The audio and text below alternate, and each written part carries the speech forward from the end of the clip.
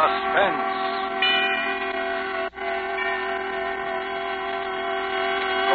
Tonight, Roma Wines bring you Mr. Lee J. Cobb as star of The Bet, a suspense play produced, edited, and directed for Roma Wines by William Spear.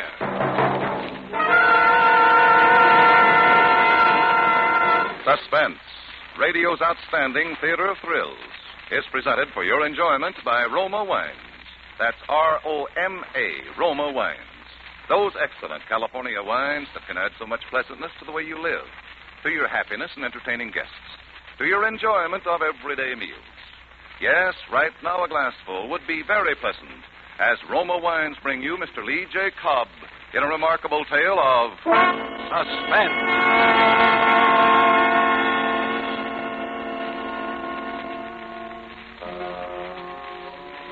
Haunted? Yes, I'm haunted. It's a year now, and I can't erase the memory of that precipice that I nearly stepped from. That darkness into which I almost plunged. Or maybe I took the plunge and I'm in it now, in the dark. It doesn't usually happen in my business. But what's the use of talking about it? You'd only say I'm too susceptible. And I'd say you're right, I am susceptible. To faces and places. To women's faces. One woman's face. And to lost, dark places on what I call the rim of the world. Places like Sierra Leone, Saigon, Balsall. Places like Trinidad.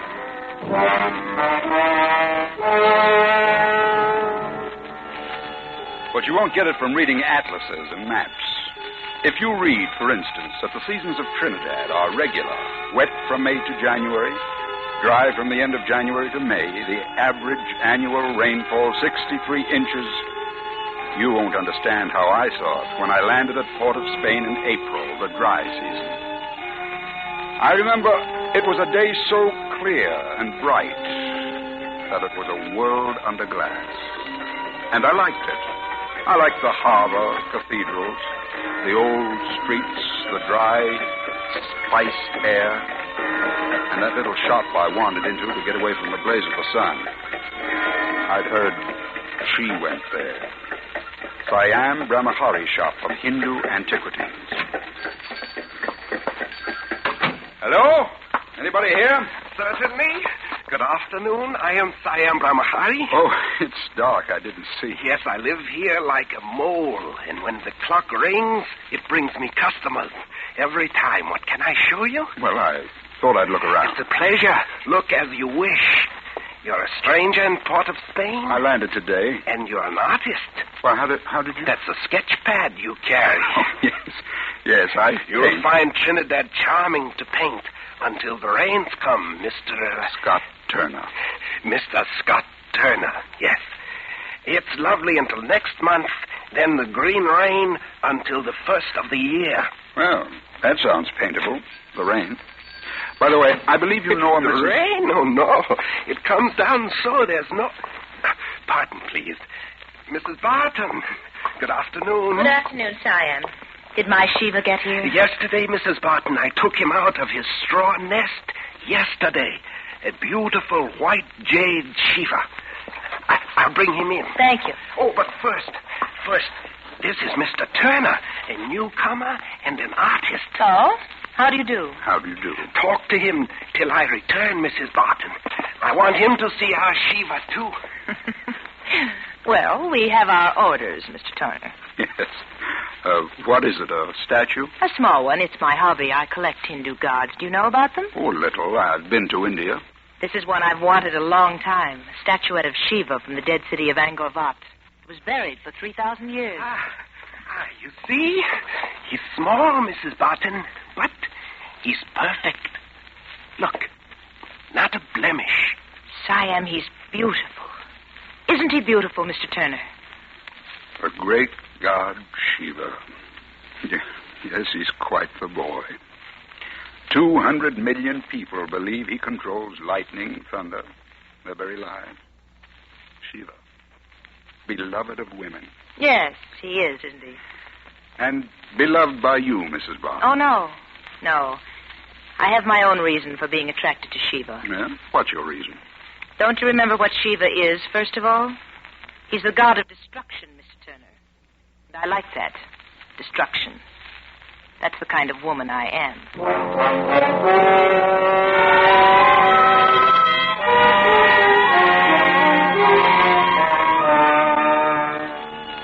She liked destruction.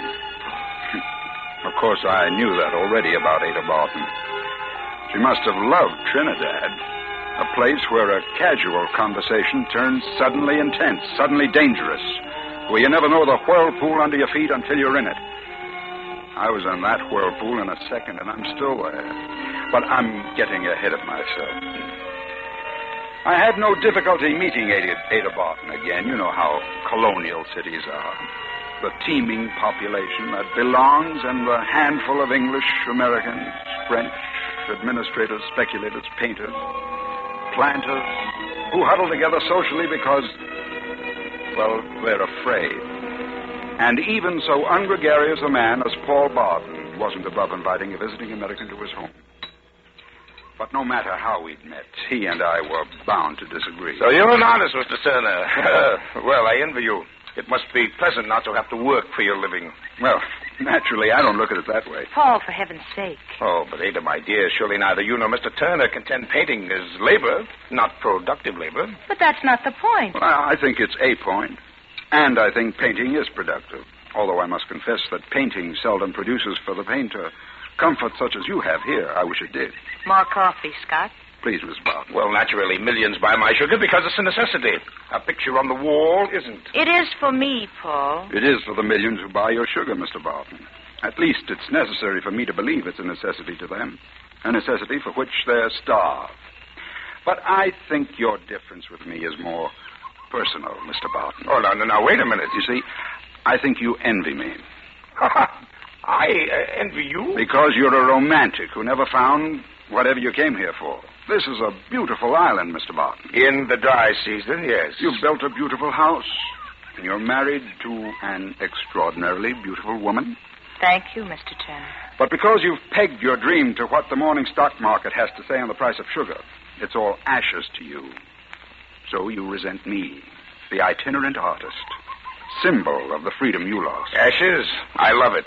I'm a man who likes organization utility, and there's plenty of romance in sugar. As much as there is in a Portuguese sloop, Java-bound, or in the ruined streets of Palmyra, gulls flashing in the sun over Sicily, or in the port of Spain tonight, with its smell of fast-growing things, to a man like me who can claim the whole world because no part of it claims him. You are very persuasive, Mr. Turner. You know what I think? I think you're irresponsible, Mr. Turner, because you haven't the necessary courage to take responsibility. Paul, you're insulting. Maybe, but I put years of hard work into developing this business. And you don't think I've worked? No, I don't think you have, and I don't think you can. Why, I'd bet $50,000 that you couldn't stick to a useful routine job for 2 years. What you call a useful routine job? Yes. I'll put up $50,000 that you couldn't stick it out, say, here. Here, where you think it's so beautiful, working for me. Paul, don't be ridiculous. You can't buy everything with your money. I have an idea that Mr. Turner is the sort of man... Maybe he can. What kind of work, Mr. Barton? You can't be serious, Scott. Oh, it would be work that you can do, say, in my laboratory. I've got some things going on tropical diseases in addition to the necessary laboratory work for the sugar, soil tests, things like that. Well, I'm not a technician. Oh, I'd make it easy for you. I'm the technician. All you'd have to do is keep routine records for 2 years. For $50,000? That's right, $50,000. Or if you quit, nothing. It's a bet, Mr. Barton. It's a bet. What's that? What? That. Rain, Mr. Turner. Rain for 9 months. Endless, remorseless oceans of romantic rain. It'll make it easier for you to stay indoors.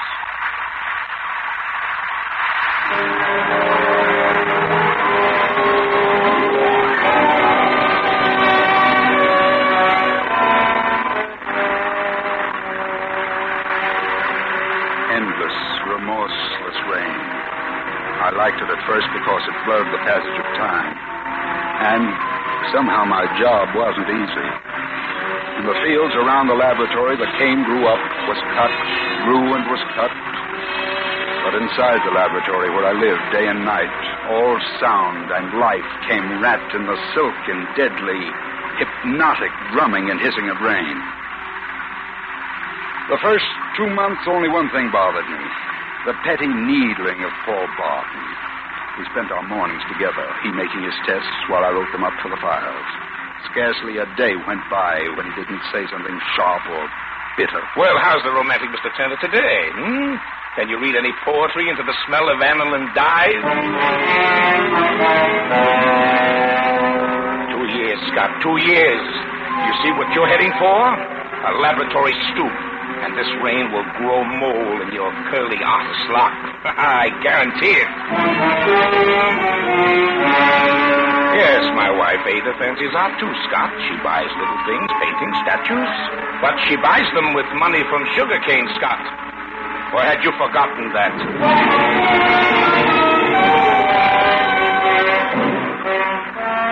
I hadn't forgotten that. I hadn't forgotten Ada. A dangerous woman. And I knew how dangerous. I knew things about her he didn't know. That she liked destruction. And every time he lashed out at me, I knew more. That for her own destructive purposes, she was feeding him this hate of me. Nurturing it with intention and care. Well, in the tropics, things grow fast. And Ada Barton's purposes grew fast. To full flower. In the afternoons when Paul was out in the cane fields, she began to visit me in the laboratory. He's right. You are getting a squint. Close the door. And a squint. It definitely doesn't become you, Scott. I thought you were going into Port of Spain today. Did I say that? Oh, I heard something to that effect. And so did Paul. The roads are swamped, and besides, something's wrong with the car. One of the wires. Oh. You wouldn't know which wire. Well, I don't know what it's for, but if it's broken, the car won't run. I know that. Must you keep working? It isn't very polite of you. This isn't a salon, Ada. And these sculptures have to be put away. You know, Scott, this whole business of your bet with Paul shocks me a little. I'm sorry. I mean, it shocks me to see what he's doing to you. I'm shocked to see what you're doing to him, Ada. Don't change the subject. Why'd you put up with it? Why do you stay here? Isn't $50,000 an understandable motive to you?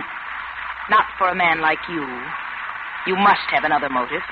Believe me, I haven't. I'm just that crass. Not even me, Scott. You might have been a motive. At first. Now I don't compete with Java, the gulls of Sicily. Look, Ada, why don't you give him a break? You don't mind taking his money? Why don't you take his turns, too? He doesn't ask much. Why don't you kiss me, Scott? Ada. Yes. Whose destruction, Ada? Destruction? Yes. Which of us have you marked to destroy? Paul or me?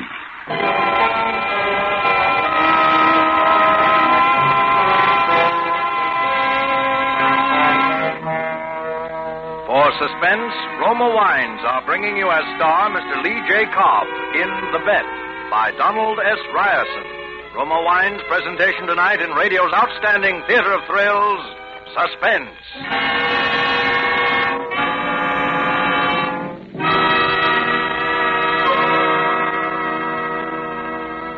Between the acts of Suspense, this is Truman Bradley for Roma Wines. Have you invited friends or family to dinner tomorrow night? Then here's a timely suggestion from famed hostess Elsa Maxwell. Welcoming guests with Roma California Sherry is becoming an American custom. My guests compliment me when I serve Roma Sherry with simple hors d'oeuvres or cheese. Roma Sherry served cool is a delicious appetizer before the meal, the perfect first call for dinner. Yes, and Roma Sherry is delightful later in the evening, too. Glorious golden amber Roma Sherry is a happy, mellow wine with natural fragrance. Cream rich with natural grape sugar sweetness and nut-like taste. If you prefer a dry sherry, get Roma California Pale Dry Sherry, famous for its light, nut-like taste. It's a good idea to keep both Roma sherry types in the house and give your guests their choice. Remember, because of uniformly fine quality at low cost, more Americans enjoy Roma than any other wine.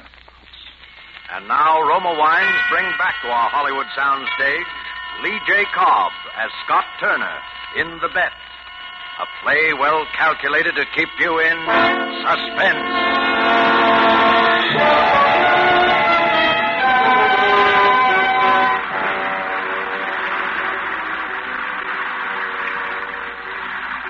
I knew if I wouldn't face it then, I knew whom she'd mark for destruction.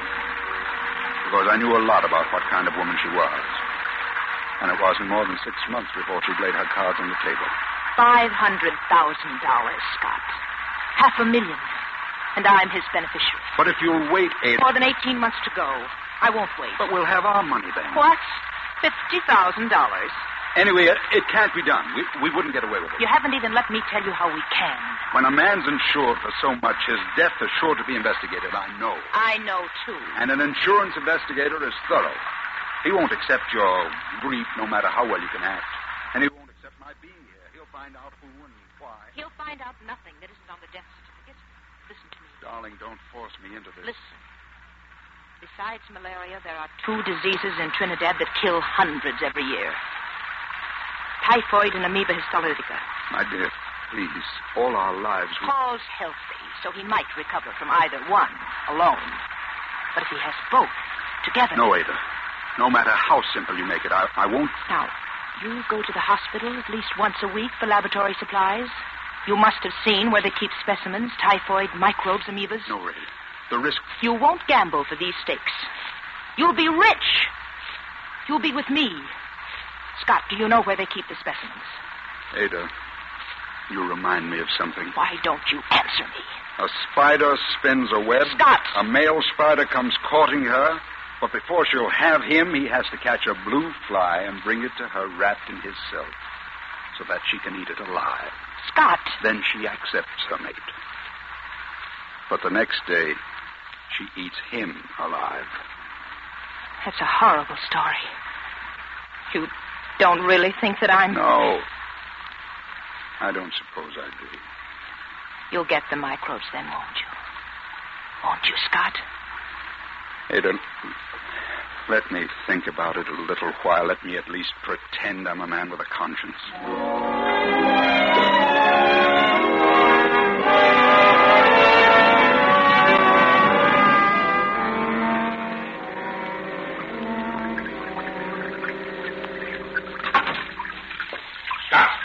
Oh, Paul, I wasn't expecting you this afternoon. Yes, I know. You were expecting Ada. Well, she's here, too. Hello, Scott. Hello. I just stopped by for a moment to tell you I have to go to Tobago. Tobago? Yes, I have a grinding plant there, and we're installing a new engine. I'll be gone about 2 days. I told Paul that Tobago in this weather... Oh, yes, you're taking chances, Paul. I take enough Adabrin to keep on the right side of malaria. Don't worry, I'll be all right. Yes, but there are other things, typhoid. I've never known you to be so concerned before, Ada. Oh, Paul. Oh, if it weren't for certain other factors, my dear, I'd be touched, believe me. What other factors? I don't want to be sordid, Ada. Surely I don't have to describe a situation you and Scott know better. What do you mean? All right. All right, we'll maintain the cultivated surface if you wish. By the way, Scott, how do you feel now about our bet? The same as before, that I'll win it. Yeah, well, perhaps. Lately, I thought the whole thing was a mistake, at least on my part. Want to call it off? I didn't say that exactly. I'll tell you, we'll talk about it when I get back, the 3 of us. I may have a counter-proposal. Paul, you wouldn't dare. All right. We'll talk about it. Fine. I'll be looking forward to it. Well, Ada? I think I'll sit here a while, Paul. It's so peaceful now that the rain stopped. Huh. It has stopped. I didn't notice. A truce. A false peace. It'll begin soon again. Well, goodbye, then. Goodbye, Paul. Take care. You heard? You heard what he said? He's a little excited, Ada. It didn't mean anything. Don't be a fool. It means you haven't any choice now. There's always a choice. Well, yes. Now you can choose me with $500,000 or nothing. Not 1 red cent. But he didn't say he wouldn't pay. That's what he means. He hates us. Both of us. His only weapon is his money. What a triumph for him to hoax you into slaving here for 8 months and then throw you out. Oh, no, he wouldn't dare. Don't you think I know him? You have to do what I say. How will you give it to him? The microbes? In his food. It'll only take a drop. Say in caviar. He's a pig for it, like he is about everything else. Caviar, highly seasoned with sauce. You've really planned this? Somebody has to plan. Do you want to? No. Well, he'll be home day after tomorrow. He'll ask you to come to the house for tea. I'll give it to him then, so it will look like he caught them in Tobago. Ada, I'm not sure that I can... I'm not... I am sure. It's the only thing we can do. You love me, Scott. Will you get the specimens from the hospital? Will you? If anyone had told me that I could do... Will you get the specimens, Scott? All right. I'll get them this afternoon.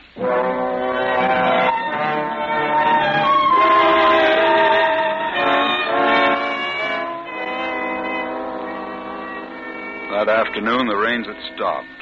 It was no fall's peace. The season was over, 2 weeks early.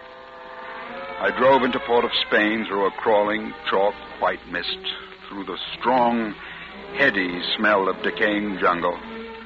And the cessation of sound was enormous in my ears. It was as though the rain had stopped on a shout. I got the specimens, 2 tiny tubes of dynamically living death. When I stored them away in the laboratory refrigerator, I riveted my mind on Ada's face and her incomparable voice. We can do so much together, Scott. You're a savage like me. Remember how you looked at Shiva that first day? I could tell we're alike. No little stifling moralities. We're beyond such things, you and me, beyond pity or shame. Yes, quite beyond shame. Or pity. Be very careful, my darling. Eat only the caviar without the sauce. We'll leave all the rest for him.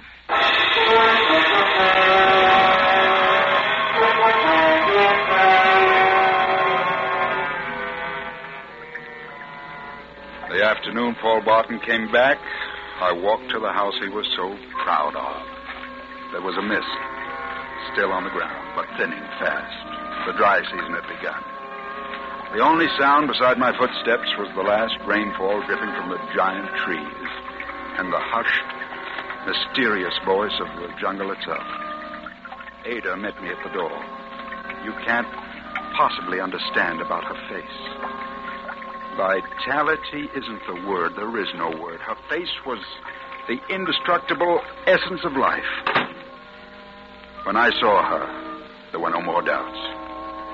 She took me into the room where she kept the Hindu gods, where Paul was already sitting over his tea. Oh, hello, Scott. Come in. Well, you did invite me. Of course, but you surprised me again. You're punctual as well as tenacious. Help yourself to tea, Scott. I'll get the caviar. Thanks, Ada. I'm sorry I disappoint you so often, Paul. Disappoint me? By not conforming to your preconceived portrait of an artist. Oh, that's not where I misjudged. I had a preconceived portrait of the kind of man my wife thinks she wants. She wants a fool and a weakling. Well, I won't sit here and discuss... Here's the caviar, with sauce and without. And some new crackers over from England. Native pastry for you, Scott. You like sweets. Pull out that little table. I'll do it. Thanks, dear. You're right, Scott. You're right. We won't discuss that. That's beside the point. Counter-proposal. Oh, Paul, let's not have unpleasantness right away. You assume it's unpleasant, not for me. I just want to say I'm closing the laboratory. Push the crackers over, Ada. I'd like to hear your reason. The research is no longer necessary, and I want you to leave Trinidad. You're worried about Ada, aren't you? Oh. We're dropping the cultivated surface, aren't we? Well, yes. Caviar and sauce. My wife prepares us very well, Scott. Yes. I wonder how well you know her. I know her pretty well. Now you're thinking of the 50,000, of course. Oh, really, Scott, try this. Ada puts everything in it. Did I say something? Put it down. What? Put the caviar down, Paul. It's deadly. Scott, you fool. Yes, there's everything in it, including death. Typhoid, amoebas. She prepared it very well. Ada, is this... I'm going to kill you, Scott. I hadn't intended to just yet. I know. Oh, of course you'd have a gun.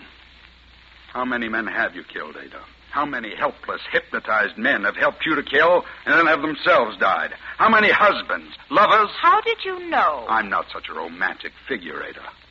I came here with some previous knowledge of you. You see, I was sent here for a purpose. I didn't meet you by accident. But I didn't know what you'd be like. How much of a spell you and the rain could cast. But it's over. The rains and everything. Yes, I was sent to investigate because of all the insurance.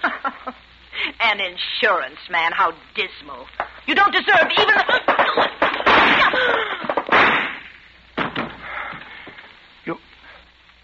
You killed her. You killed her. Yes. I killed her.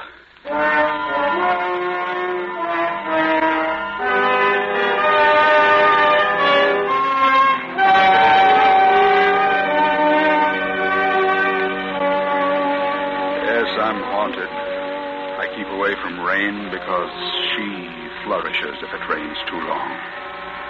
She comes back like a dank, strong jungle vine, flowered and perfumed, but tough to the core. She winds herself around me. She tries to drag me once more to that precipice above that darkness, an existence beyond shame or pity or morality.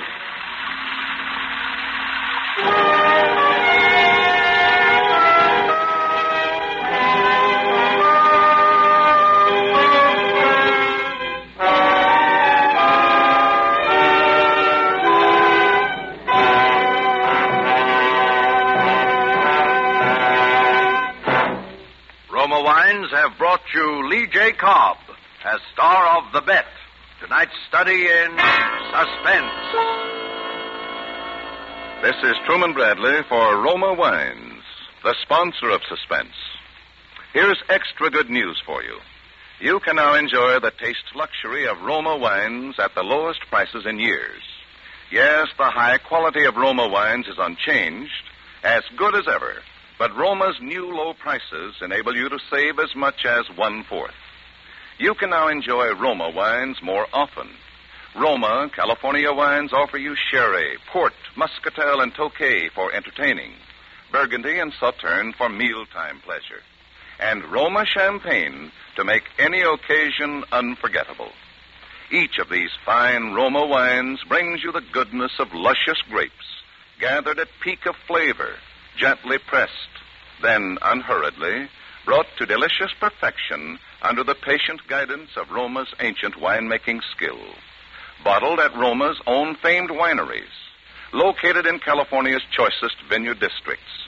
Roma wines are true wines, always unvaryingly good. Now featured by your dealer at new low prices.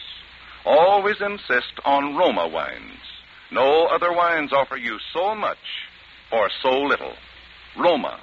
R-O-M-A. Roma wines. Lee J. Cobb appears through the courtesy of 20th Century Fox and will soon be seen in his first role since leaving the service, Anna and the King of Siam. Next Thursday, Roma Wines bring you Mr. Zachary Scott in Suspense, radio's outstanding theater of thrills. Presented by Roma Wines, R-O-M-A. Made in California for enjoyment throughout the world.